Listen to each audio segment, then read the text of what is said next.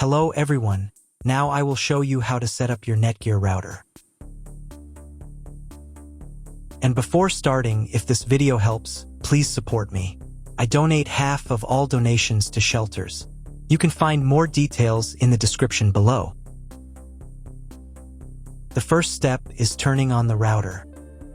Plug the power adapter into the router. Connect one end to an outlet and the other end to the router.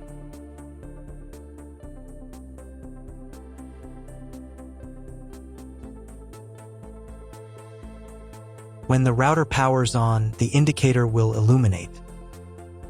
It may take a few minutes for it to completely turn on. The next step is to connect the cable from your internet service provider or from your modem to the internet port.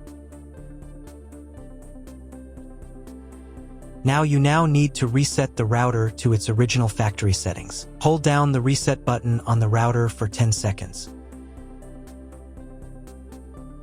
Wait for the router's indicator lights to start flashing. Occasionally, this button can be found inside the router casing to avoid accidental presses. In this case, use a thin object to press it down.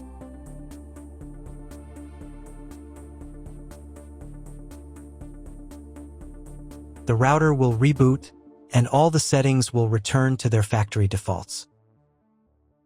Plug one end of the Ethernet cable from the router into a LAN port.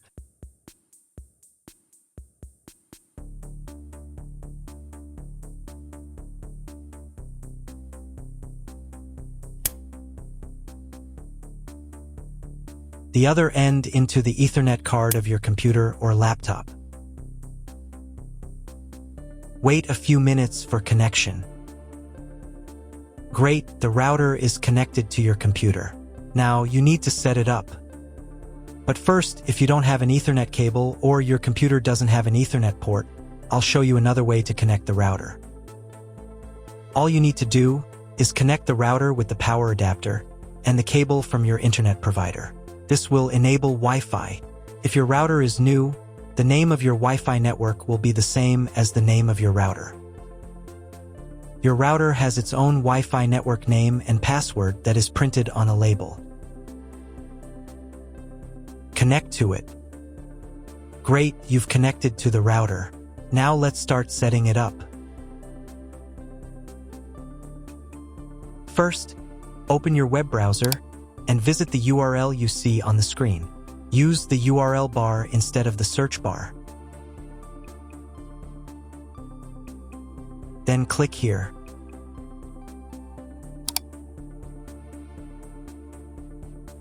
Read NETGEAR terms and conditions and click I agree button.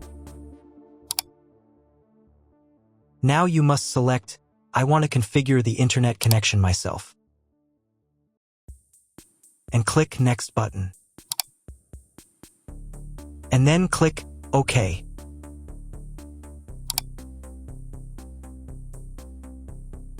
If your router settings do not look like mine, it means that your router has a different firmware. I made a video for every firmware type. You can find all the links in the description down below. So the first thing you need to do is set up a new password. The admin password is used to log in to your router's web interface. Pay attention to the password requirements. Write your new password in the first field and duplicate it in the second field. Then select 2 security questions and write answers for them. You need them just in case you need to reset the admin password in the future. Click Next.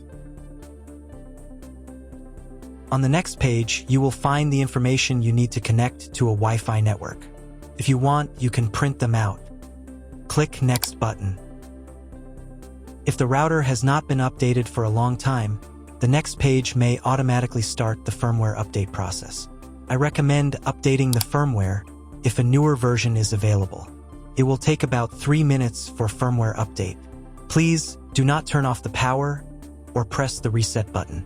If the new firmware is not available, just click OK. Then you will be redirected to the NETGEAR's website, where you can register your router. If you want to, you can do it. I'm not going to do that, so I'm just going to close this window. Log in to the router's web interface again if you were logged out of it. Enter the standard username admin and password that you created a few minutes ago. Press Sign In button.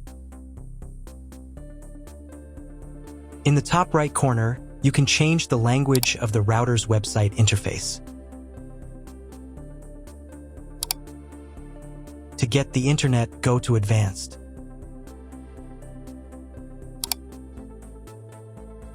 Setup Wizard.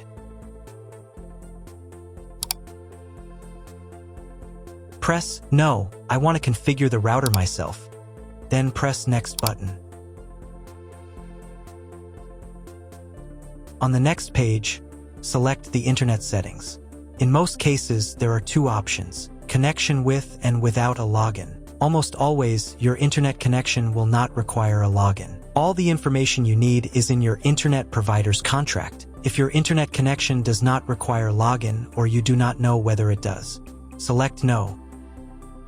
Leave account name and domain name unchanged.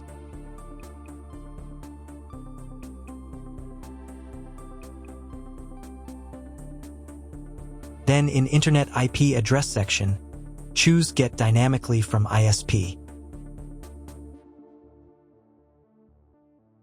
In the DNS section, select Get Automatically from ISP as well. If your internet service provider only allows access to a specific MAC address, you must copy the MAC address of the main computer. If you are unsure of these settings, choose Use Default MAC Address. Check again that your settings are the same as mine. And click Apply. In most cases, it is not necessary to clone the MAC address. But if you can't get the internet connection after quick setup, later in the video I will show you how to clone MAC address. Now you need to reboot the router. Go to Advanced. Advanced Home. Click on the Reboot button. And click OK. After the reboot, wait a few minutes and try to Google something. If it doesn't work, check all the cables. They must be connected correctly. Then log into the router control panel again.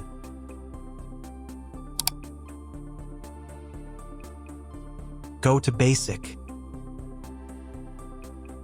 Internet, and choose Use Computer MAC Address.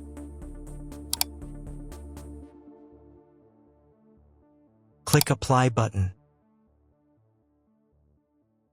And then reboot router again.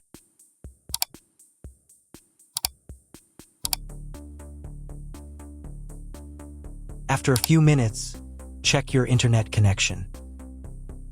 That's all. If my video was useful, please support my work. I donate half of all donations to shelters. You can find more details in the description below.